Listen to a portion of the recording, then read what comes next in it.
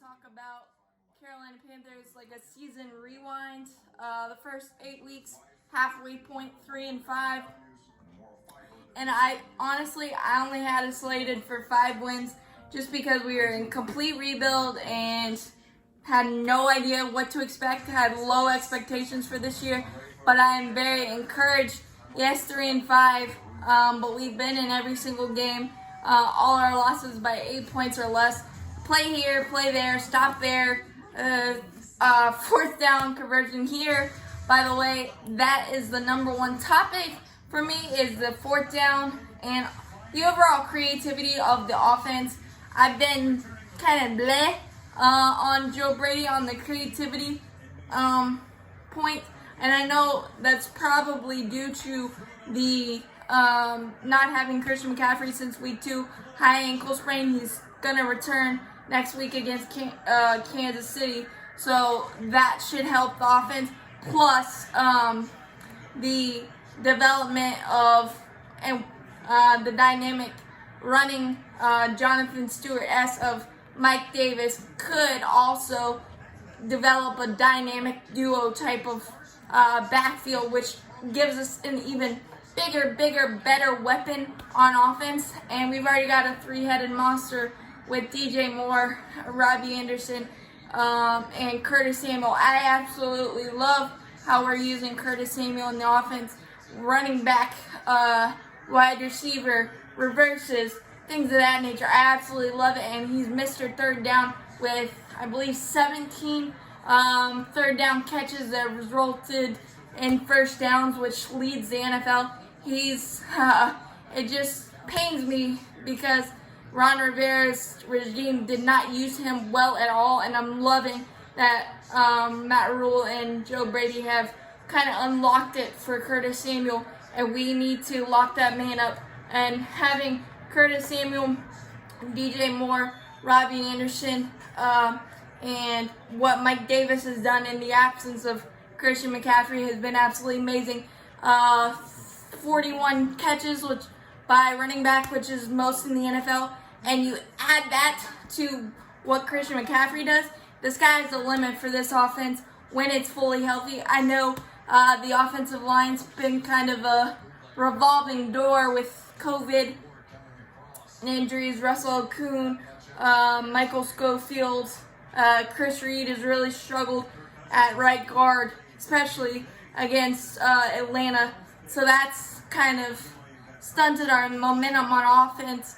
But our fourth down calls have got to improve. 4th and inches, couldn't get it week 1, and 2 really key fourth downs that were just terrible calls against Atlanta. If we convert those, there's 6 points there, so you don't know how that changes.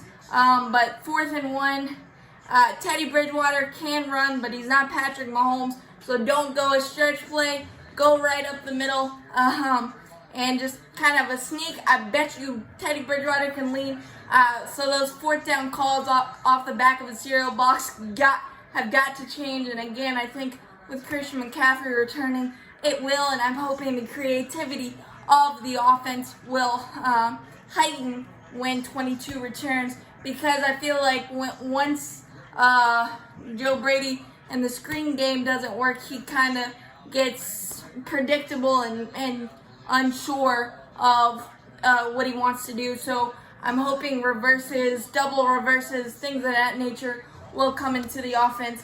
But there's so much dynamic pieces on the offense. I'm really excited if we can get the offensive line back together, and because those 2, and during the 3-game winning streak, we had 2 games where Teddy Bridgewater didn't get pressured or sacked, and that resulted in W's. So we need that to happen, but there's been a lot of good on the offense. As for the defense, it's been mostly Swiss cheese, and we know it.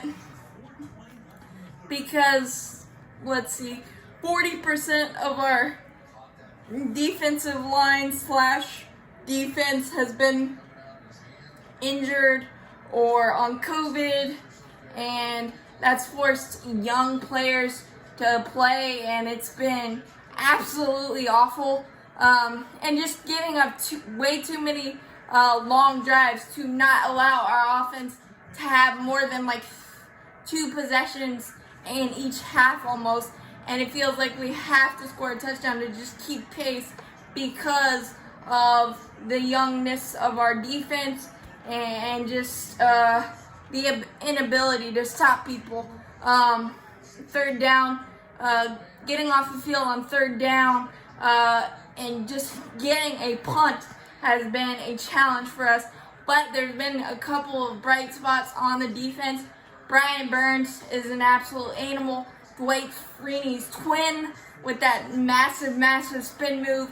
Game record. So glad he's going to be in the fold for a while. Absolutely incredible. So great cornerstone there.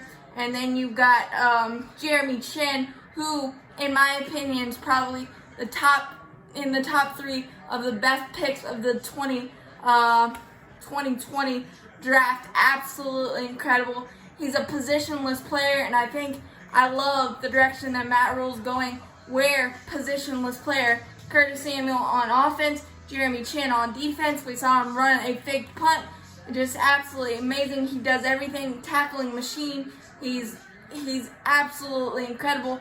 A massive steal on defense. So great cornerstone there. Got 2 pieces to build around, and you got to start somewhere. Also, Derek Brown has been better in run defense lately. We've heard his name a little more, so that's great.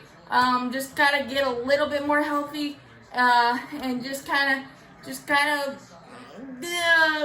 work with it. I mean, we don't have much on defense. We just gotta fight and be better somehow on defense. But there's 2 cornerstones to build on, and young players getting time in the NFL will help them for the future. So that's big time. And with all the injuries on defense, it's really hard for us to get pressure.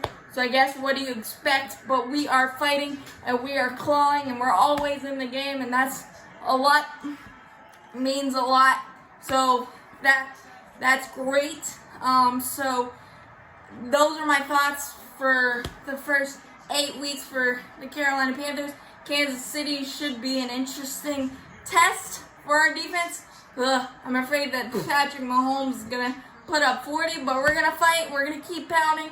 And there's a lot of positive stuff to look forward to in the future and now, because Matt Rule has us in the right mindset, competitive mindset, Teddy Bridgewater as well.